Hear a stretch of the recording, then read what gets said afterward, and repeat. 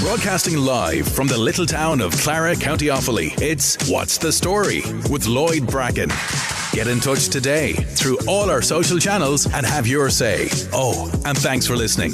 Now it's over to you, Lloyd. What's the story? Hi everyone, Lloyd here from What's the Story podcast. As you heard in our brilliant intro from my friend Roy Jennings and Midlands 103, we're broadcasting live from Raheen in Clara, County Offaly. So thanks very much for joining us. We'll hope you continue to join us over the next couple of weeks, where I hope to bring you some brilliant stories from local characters from around the town and around about the surrounding areas as well. We might even venture out as far as Ballycumber, who knows. So thanks, this is episode 1. On episode 1 I took the opportunity to go around the local businesses in the town who are now back open for business, albeit under different rules as they have been used to before. Let's find out how these new measures will affect those businesses going forward and how they're now adapting to the new measures. It's the little town of Clara where the person was. First up, I caught up with Dasoon, manager and owner of Baggett's Centre.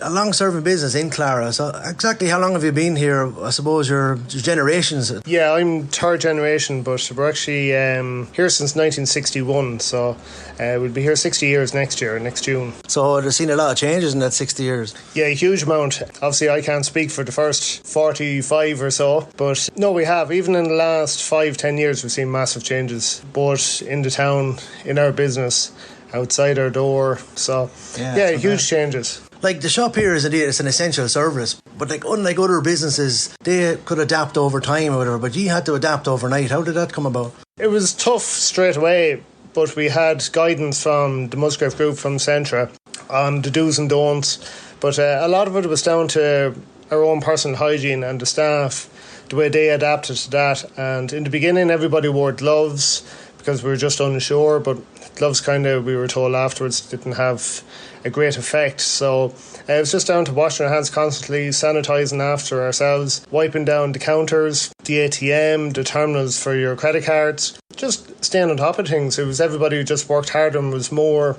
conscious of the way we operated then, you know what I mean, made sure everything was spotless at all times. Like essentially, like your staff became frontline workers overnight. Like was there a worry among staff about catching COVID-19 or dealing with people, or did they just adapt straight away? To be fair to them, they were brilliant. They adapted straight away. Nobody took the easy way out or anything like that. They all just rolled in behind us, said, right, we're all here, we'll serve as we did. And they were just fantastic from day one, and credit goes more to them than to us here, you know what I mean? Yeah. So, and I think people appreciated that, you know, and they were still seeing the same people all the time, you know what I mean? Because they worked tirelessly, and, you know, we thanked them for that. So very good. I see the screens you have downstairs, the Perspex screens. Do you think that's something that's here to stay? I believe it is. We'll thank Enda Stones for that. No, look, I believe they're here for the immediate future, definitely. I can't see them being replaced, and I don't think they make that much of an effect. But once they're done right, I think they look well. I must commend you going back in your staff and that. You were one of the first shops to offer free delivery for vulnerable people during the pandemic. Yeah. I mean, that was great. Like, well, that's something that continues. It will. That was something we always did throughout the years, and we actually talked about this amongst ourselves, that from going back generations here. I remember as a child going out doing deliveries on a Thursday, and my dad would have the trailer and we'd be doing briquettes. We'd all be in the back of the trailer, we wouldn't be in the car. So but health and safety was good back then. But it was a thing we always did, and what I said to people was during the Celtic Tiger, people went from having no cars to 1 car, 2-3 cars per household. So they didn't need deliveries anymore. But it was something that we always offered, whether it was a newspaper or whether it was your weekly groceries. We always offered to do it. So that ethos hasn't changed then down through the generations? No, certainly not, and won't. Even today we still have deliveries going out, which is great, and we'll continue to do it. For as long as people want us to do it, we'll do it. Right. Like you've everything in the shop, but you're also undertakers and that, and you also have a pub. Will the pub ever come back? It will. It'll come back. Whether pubs come back to where they were, I don't know. It's the unknown really for the pub side of things. I can't speak too much about that, but just talking to Aaron, at the moment, as things stand, the 2 metre distance is it's going to be very hard for publicans to survive as long as that's in place. I must ask you, we're just talking about traffic there. Do you prefer the old square layout or the new square layout? It's a bit of a talking point among the town. I think people know where I come on that. Definitely the old layout. We even have a picture up here in the office of the old square back from, I think it's the early 80s. And yeah, you'd fit 20 cars on a Sunday morning for mass, no problem. Now you won't get 5. Very frustrating, but look, such is life. We have to adapt to these changes. We have a new minister in the town now, Barry Cowan, Minister for Agriculture. If we needed one thing in the town, what would be on your list? Congratulations first to Barry. I think the thing we need in the town badly is good parking. I think we need to service the town better, make it more accessible for people, and for the older people especially, that they can come in without worrying about trying to park in certain places and having to walk a good distance. If we can open up the church car park, I know is there, but it's just not enough. And between a couple of businesses in the town that park there, it's near full straight away. There's probably a couple of streets in Clara that could be made one way. Maybe absolutely, yeah, definitely. I think one way will be one option, but once it doesn't affect any business in the town, one way is good. Yeah, you know what I mean. But if it's going to have an adverse effect on even one business, then it's not worth doing it. And finally, I assume, was there any big sellers during the pandemic? A couple of boxes of beer went out now and then. Did people panic by it all? Absolutely. I think we saw the first week it was toilet roll. The second week it was soap, and then it was just all cleaning products it was cleaning products and alcohol. Alcohol was a great seller every night of the week, you know. And not just for hand washing purposes. No, certainly not. But we were lucky enough that we were able to stay open and we were able to service to people like we did. But it just showed that the older people, that they didn't need to go to Tullamore, that they could get 90-95% of what they wanted in Clara. That's it. Whether it be with ourselves or any other business in the town. You know, I think it's important that people in the town stay in the town as much as they can and support the local businesses, because at the end of the day, that money goes around the town and stays within the town. Absolutely. Well, that's one of the reasons for doing this podcast, because I suppose it highlights the different businesses in the town, how they work through COVID-19 and so on and so forth. And obviously, unfortunately, other places had to close and are reopening yesterday and today. So that's doing. Thanks very much for joining us. I hope you have great continued success in Baggots for many generations to come. Thanks very much, Lloyd, and best of luck with this podcast. After my chat in Baggots, I strolled on down Main Street, passing all the shops, down to Frank's Slattery in the Millhouse, where Frank was telling me all about his menu options, how he operated through COVID-19, and more importantly, how to get a pint. You're the only pub open in Clara, I believe, at the minute. Did you ever think that would happen? Never in my life did I ever believe this would happen. These are strange times, different times, and we've got to try and make do as best we can. How long have you been in business for in the town? We're here since 2004. The pub has changed hands a few times, and I have at least now at the moment, and it's going well. This pandemic, of course, has hit everybody hard, so we're just trying to make the best of it now. And we're not opening full pub hours at the moment. We're only open from 12 o'clock till 8 o'clock, doing a bit of food, and you can have a pint if you're having a bite to eat. Okay, so Frank, so why Clara then? I'm originally from Dublin, and I ended up working for 18 years over in England. There was a man buying the pub here, and he asked me to come and run it for him. Right. And that's how I came to Clara. And since then, we've met some great people and made some great friends here in Clara. Brilliant. So really, it's a family-run business. It is. Yourself and your wife. So what's it like working with family every day? It's good. It has its ups and downs, because you're never off duty. You're always sharing your problems and whatever. But it's great to have somebody to bounce ideas off and things like that. And, we're a good team. We get on very well together. So tell us a little bit more about the Millhouse. What range of things do you have on offer here? I know you do breakfast and lunches with catering. Well, at the moment, we're not doing breakfast now. We're only open from 12 o'clock till 8 o'clock. But we've taken what we used to do. We used to change the menu every day up until this pandemic happened. Now we can't do that. The menus have to be sanitised and everything now. We've done a menu, and we've taken the best of what we used to do and stuck it on a menu, and this will be the menu now for the next few months and keep us going. So it's hopefully going to work out for you. That's right. But there's everything. There's steaks, there's grills, there's burgers, there's curries, there's chili chicken, anything you like, it's on there. So, like, you had a busy bar as well, obviously with the food, with plenty of locals on a daily basis coming in. You've had lots of regulars. Like, it must be difficult for them to, in a sense, didn't know where to socialise for the couple of months. Yeah, it's like I did a lot of walking around the town when we were off, had plenty of time. But it was, you bump into people and they say, God, I'd love to come down now and have a pint or whatever. It's not the drink they were missing. It's far from the drink. They can get drink anywhere. It was the company, the chat and the crack. Yeah. And that's what people were missing. That's what people miss, yeah. You know. Do you think it'll come back around, Frank, to what it used to be? Hopefully.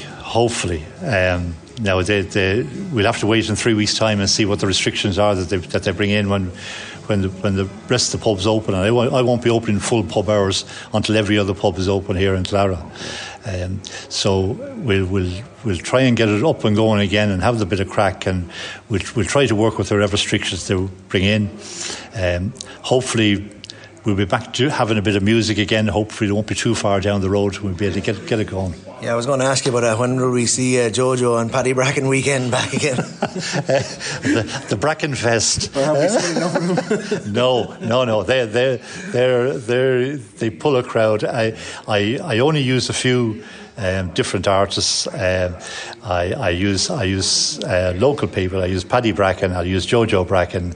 I use Pat Middleton from Horseleap there, and Mark Murray here from the town as well. And you know, they provide music. It's low key, it's quiet music, there's no dancing, so there'll be no social distancing problems. So we'll hopefully get it going again soon. So Frank, briefly tell us any other measures you had to implement to open the doors. Yeah, we had to cut the numbers in by 50% in here in the lounge. We haven't been able to open the bar, and we won't be able to open it for the next few weeks. We have to limit the number of people going into the toilets.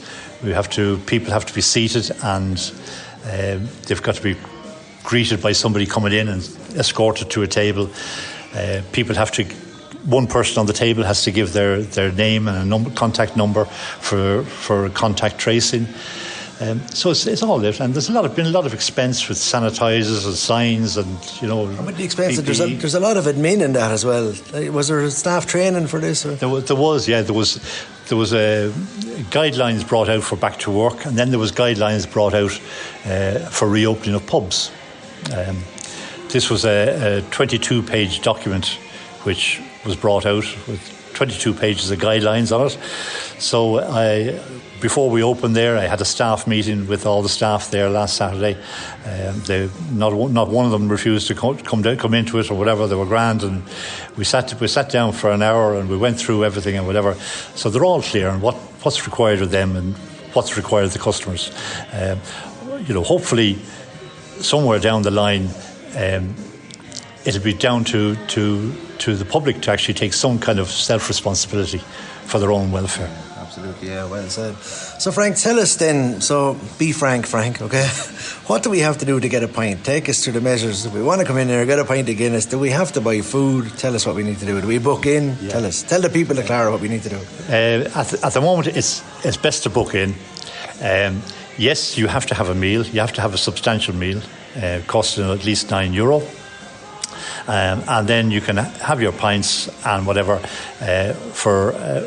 your time limit is 1 hour and 3/4. After 1 hour and 3/4, you have to leave the premises. And you can't leave for half an hour and come back again. Right. So you can't come in for one pint and have a half a sandwich and come back. Have a burger and then come back and have another burger, and you'll hardly eat the third burger, would you?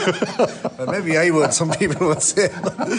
But no, Frank, thanks very much for joining us. I wish yourself and your family the best of luck for the rest of 2020. Thanks very much. Great man, Lloyd. Thank you.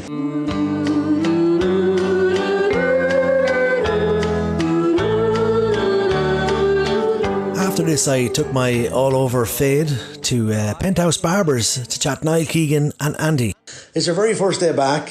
What's it like to be back, Niall? It's great, yeah. It's been a tiring day, but it's just great to get some kind of normality back going and routine. You've built up your business over, I suppose, a year now, is it? Half, yeah. Like, what's it like just to suddenly close? And it was definitely hard, but the fact that everyone kind of needs their hair cut We kind of felt comfortable enough, but then most again, people. most people like, yeah.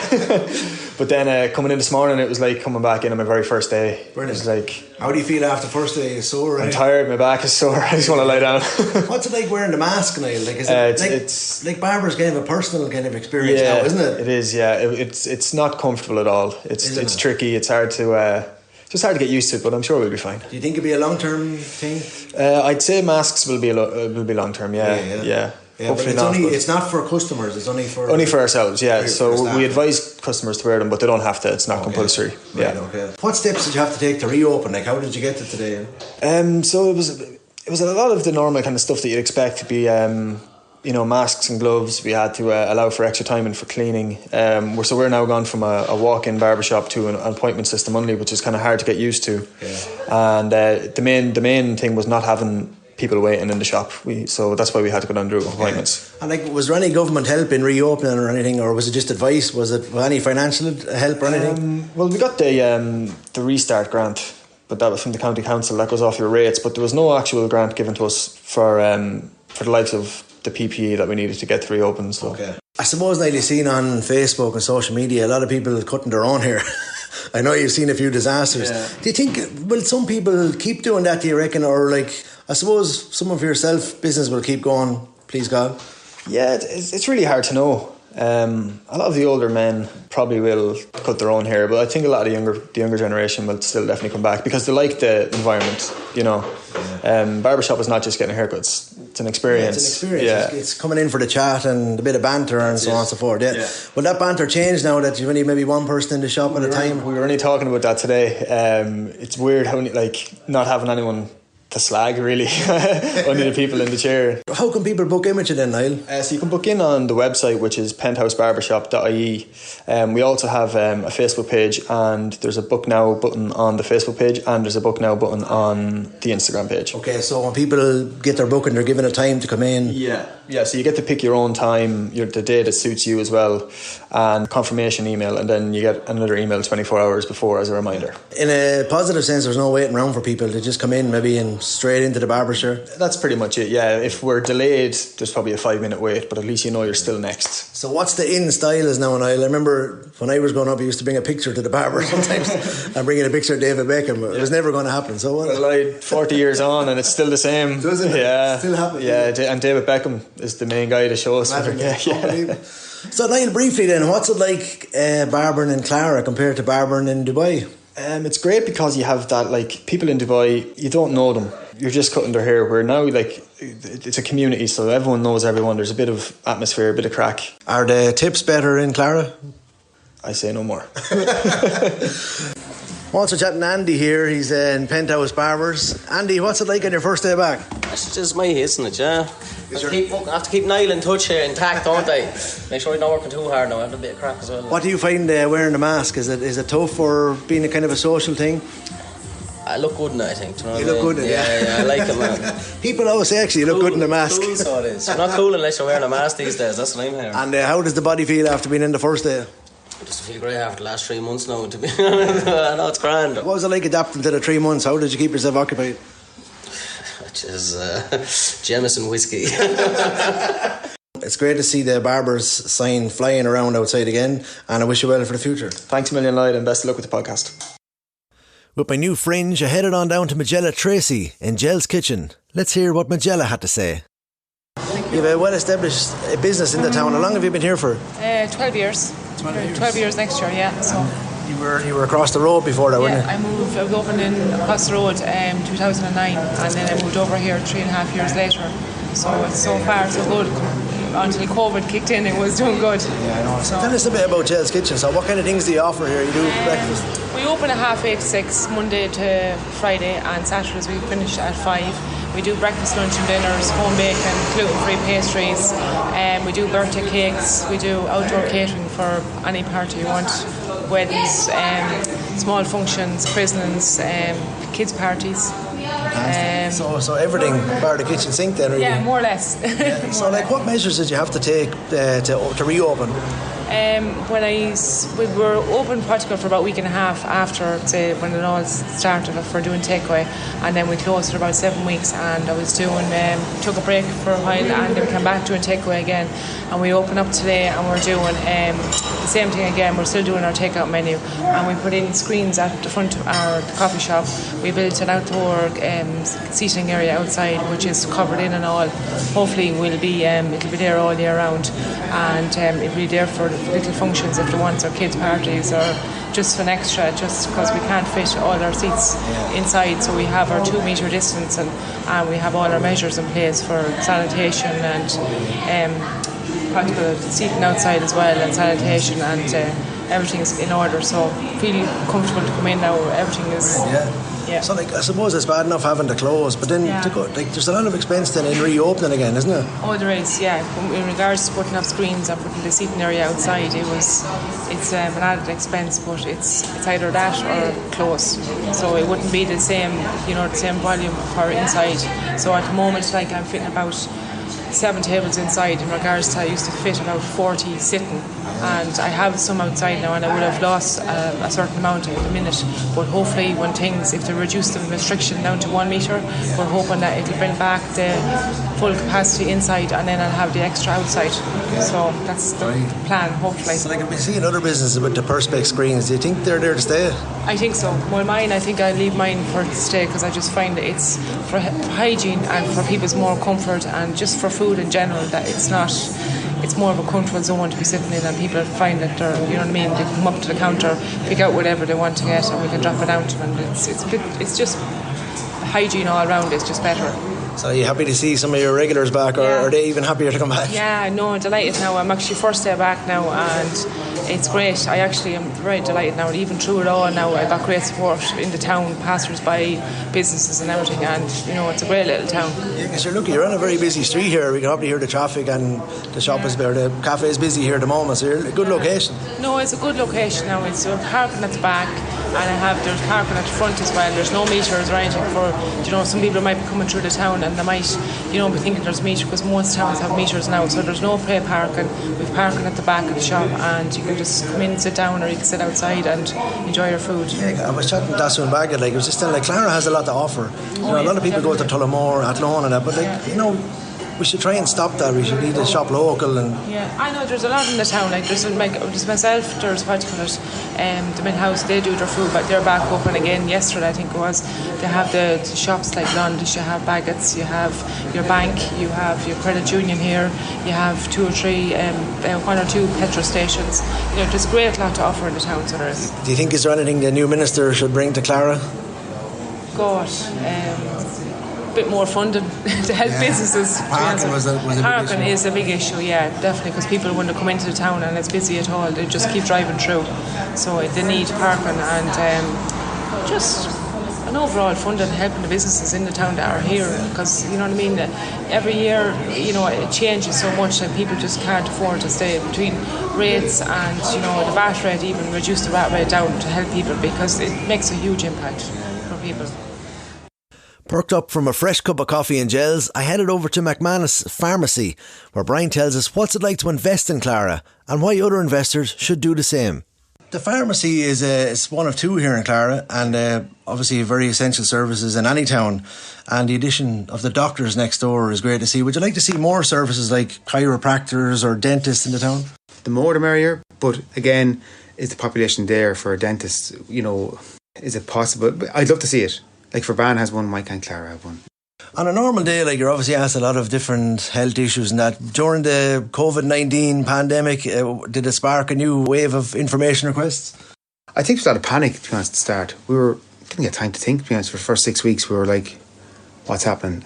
We had to close the doors. We had to serve people from the door. Protect ourselves, protect the staff. That was a big worry. So, again, it was just a matter of getting people their medication. That was my main priority, and we had a couple of blips with Donald Trump making some things go short on us. It's made what one man says across the pond, and next thing people, a couple of older ladies panicking but couldn't get their medication was what he said. Wow. People panic buy, different things kind of make it harder for us. Like, as I entered the shop here or the pharmacy, there's a lot of signs and stuff. Has it changed the atmosphere in the shop with dealing with people, or? Absolutely. It's in and out. At the start, I want people phoning in to get their prescriptions, but I created a monster because I'm getting a million phone calls. Yeah. Now I'm trying to, and people saying, your phone's engaged. I'm going, because everyone's ringing me. So now I'm trying to get people to send a little WhatsApp message in, and I don't want people hanging around the shop, because I know I'm very conscious of older people walking into the shop and seeing younger people in the shop and getting their bits and pieces, and I try and move things on as quickly and as politely as possible. What other services do you offer here in the pharmacy? Passport photos, we do a photo machine there. We have we had ear piercing. We stopped doing ear piercing. We do blood pressure checks. I still do blood pressure checks. I put a mask on and stuff like that. So how do people get in touch with the pharmacy then if they don't want to come in on a physical visit then? They can send me a WhatsApp. Brian, please contact me at this number, and I'll get back to them as soon as I can.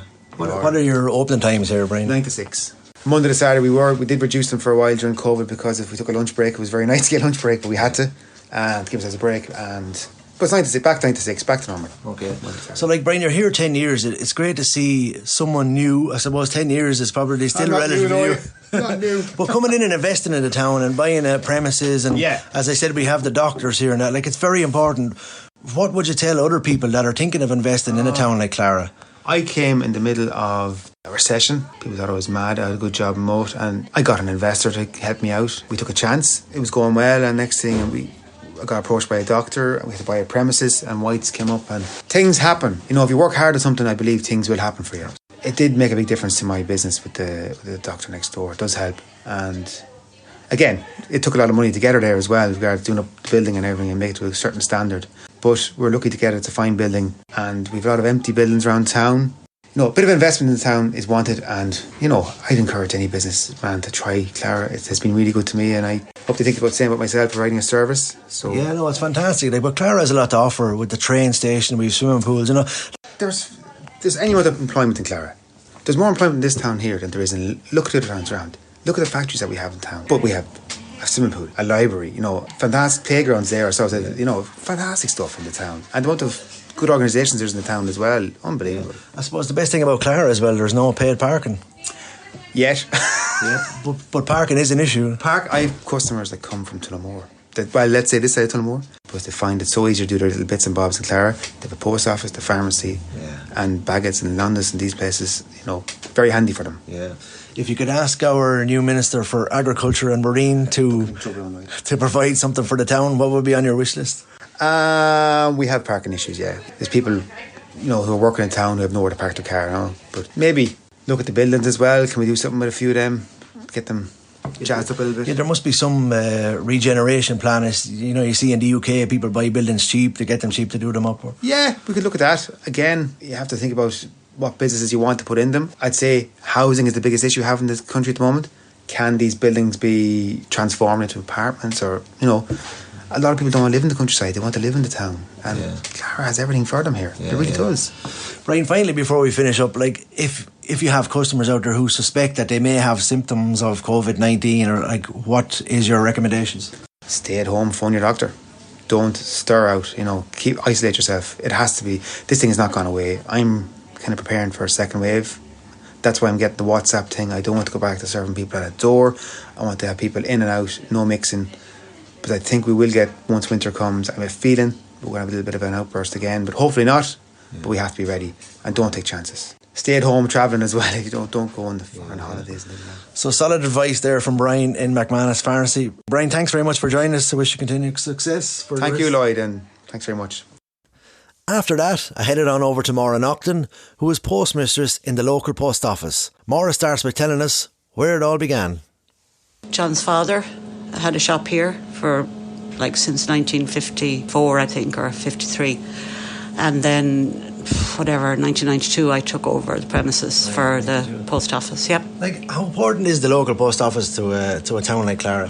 I think it's very important because, for a lot of reasons, but people do their business, but also just to keep in touch with people. Some people mightn't see anybody until come Friday, and we actually, myself and Carmel, sent cards to all our pensioners that were cocooning. That's brilliant.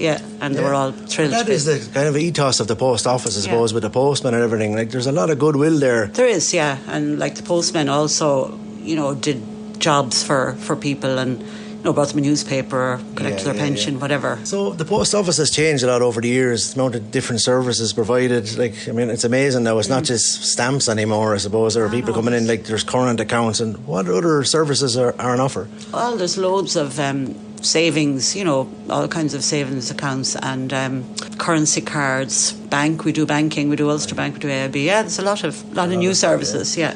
Like, obviously the mail volumes have declined over the years. Have you seen a rise in parcels during the pandemic? Absolutely. For the women that couldn't shop were doing all their online shopping, so postmen were very busy, yeah.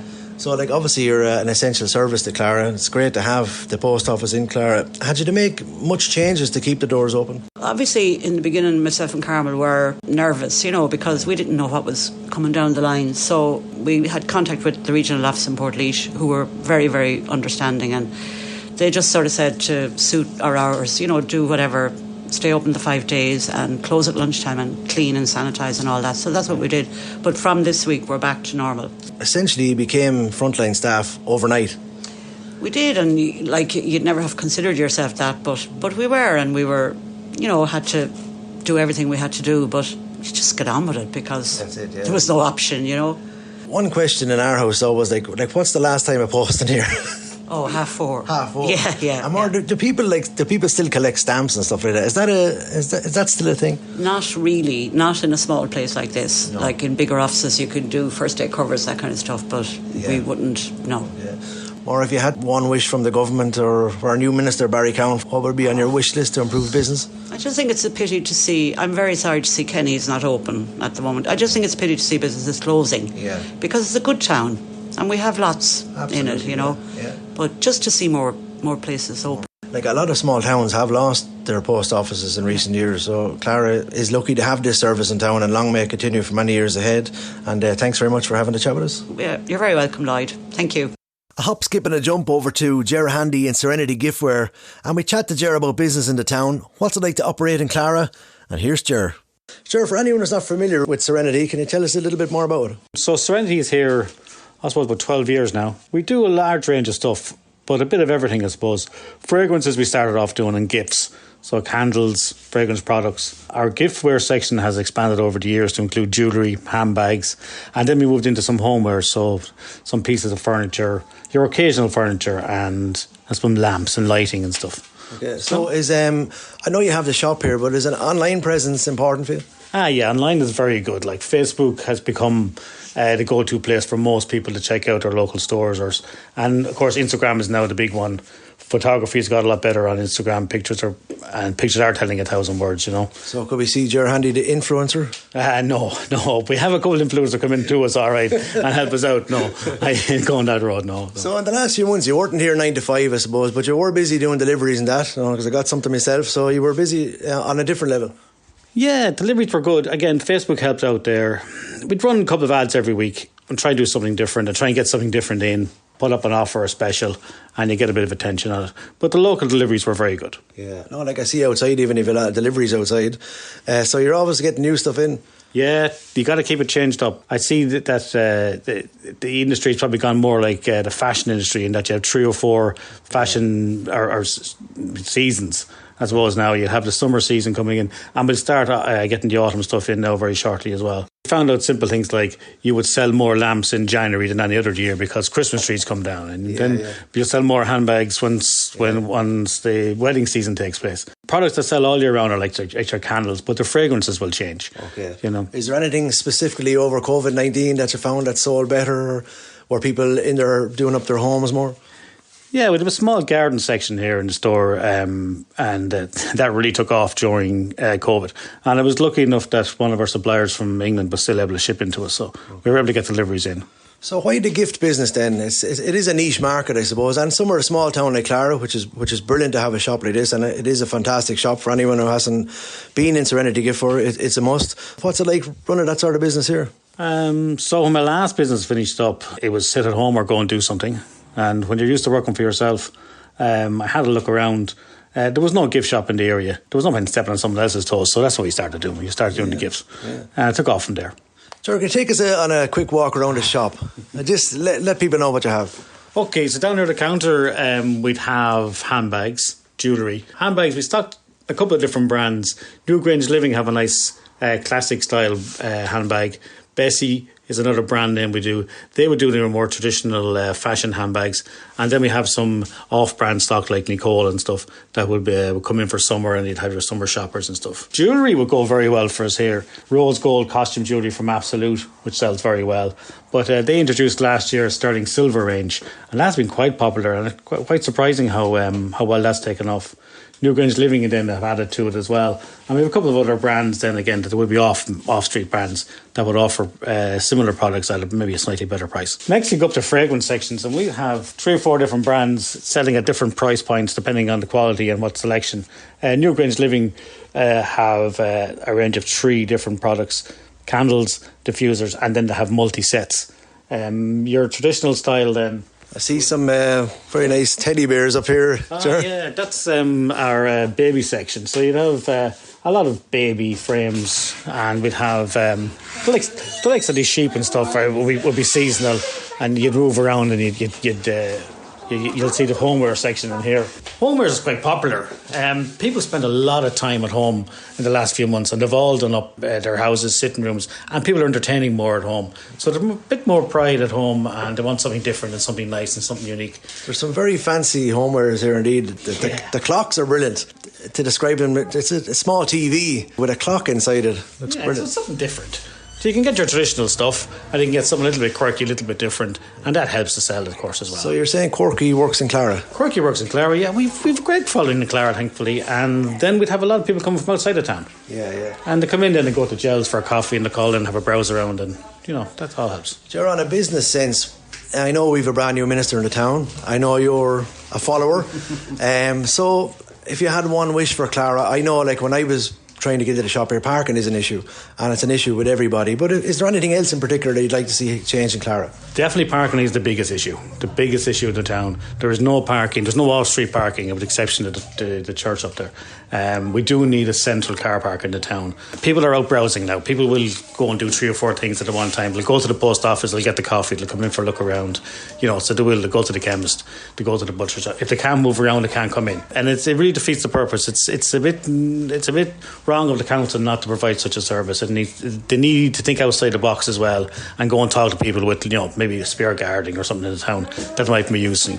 Something like that will help. So lastly, what's your opening hours here, and do you have a social media presence that people can follow? Yeah, so Facebook gets us, Instagram gets us. We're in the middle of putting the shop online. So we hope to have that up and running next 4 to 6 weeks, and hopefully that will act as like maybe a catalogue for the shop, or of course people can buy and we can ship online then to them. Sure. Could you recommend any nice anniversary presents for the missus in a few weeks? You see, anniversaries are always supposed to be 2 people, but it never works that way. Usually one woman is out. Yeah. Look at it. Probably the biggest seller at the minute is our gold drinks cabinet. Have it in the window. It's a nice little price ticket. No, but I meant something for her. For her.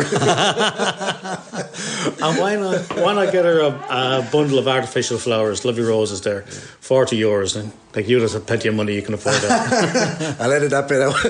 No, but thanks a million for joining us. It's a great shop. Lloyd, thanks for coming in. We appreciate it. And last but not least, as if I didn't do enough walking around the town, I travelled up to Conor Maher in Raheen in Mind Over Maher Fitness, and Conor tells us a little bit about his business and how he is going to reopen very soon. Conor, as you can tell, I'm a bit of a gym buff myself. You're not laughing, so that's good. You have a great facility here in Raheen. There's ample amount of equipment to suit anyone keen on fitness. How long have you been here? This is going into year 6. And when do you expect to open again? The 20th of July. Monday the 20th of July, we'll be back on. Doors will be open to the public again. And for a gym, is there much measures in trying to get the doors back open? It's been a little bit crazy. The last couple of months have been a little bit crazy, but I suppose with the right methods in place, it should be okay. Yeah. How did you keep yourself occupied during COVID-19? I decided to practice what I preach. I took on the fitness route myself to get skinny, so it worked. Brilliant, fair play. It's like the gym is an escape for some people, Like, did you reach out to customers who couldn't get in? Or? Yeah, but look, I suppose over the last couple of years I've been involved a lot in mental health and stuff like that, so I'm keeping in touch with clients and people in the gym, just making conversation with them more so to the point, and just to see how they're stuff they've been doing during the lockdown and stuff like that. So going back on the mental health issues, and I suppose it's very important, you're very open about it, speaking publicly on many occasions. How important is the gym here and people like yourself to bring people on? Yeah, like I suppose now more than ever it's great to have the facilities here in the town. We also have 2 other facilities with Joe Quinn and David Newman, but it is great to have the facilities in town. It's great to get the endorphins flowing. Everyone knows how much of a downtime we've all been in, so it's great to get into the gym even for an hour or 40 minutes. We're here to help you out, and there's super benefits there from going to the gym. It's just one of the benefactors for people that are suffering from mental health and many other issues. How important it is, like people like yourself invest on premises like this, and you said David Newman and Joe Quinn, like it's very important to keep the town going and bring in new stuff. Yeah, so wasn't it now more than ever? Like, you hear a lot of people over the years I've been in business, they're very hypocritical on certain things. They're saying about keeping businesses in town and stuff like that, and yet they drive past your business to go outside the town. It's those are the same people then that will, like I said, will be the hypocrites going on and saying to keep the business in the town. But it is, yeah. Look, myself, Joe, David, look, all we're doing is trying to provide a service to keep people going into town. It is a great town. Clara is one of the best towns around. That's why we stay in it. We love it, and it's great for people to get out there and support their local business. I think it's the right thing to do, and like I said, now more so than ever, it's time to support local. What will be your new starting times? Is there an early start time? No, absolutely not. No, I'm done with my early mornings. 5 year at that, and the days are way too long. The new opening hours will be from 4 in the evening till 10 at night. Saturday is 10 till 4 and closed on Sundays because of religion. Very good. with Conor, with childhood obesity a big factor these days, have you any child-friendly facilities here, or is that something you cater for? Yeah, well, I've worked in schools. I've been working in schools over the last 5 years. Childhood obesity, yeah, it is frightening. Some people, you don't know. Sometimes the truth can hurt, where people are going to point the fingers. But yeah, childhood obesity is fairly rampant now at the minute as well. Not just in Ireland, all over Europe. And I suppose with the new second floor we're going in, we'll definitely have the facilities to be able to cater for the underage people. There's some people out there fears going to the gym or think they're going in and there's all these buff people there looking down and looking maybe they're doing that wrong. What advice would you give to people? Yeah, I'd say, look, the one piece of advice I give anybody from my experience of working in the fitness industry is that no one really cares what you're doing in the gym. Everyone kind of has their own demons that they're battling with. It doesn't matter if you're the guy with the six pack. If you're the person with your 20 stone, everyone has their own kind of form of body dysmorphia, and everyone is there for their own reasons. And lastly, Conor, you're sporting a very fancy hairband. Is that down to Corona? Yeah, I want to say it's down to Corona, but no, unfortunately, I've been letting it grow since November. How a madness. Refusing to get a haircut. Unfortunately, I wish I had that problem, Conor, but I don't. At least your fringe isn't in your eyes anyway, so you're okay. Conor, thanks a million for joining us. I enjoyed the chat. We're up here, as I said, in Mind Over Maher. Great name, by the way. Wonder where you got it. But a great facility, and we wish you the best of luck for the rest of 2020. I know the start of it hasn't been great, but hopefully the next half will be better. Yeah, absolutely. Thanks very much. Like I said, support your locals. It's the little town of Clara where the Brusna waters glide. You just listened to What's the Story with Lloyd Bracken. Check out all our social channels for info on new episodes. Oh, and thanks for listening. On the Town.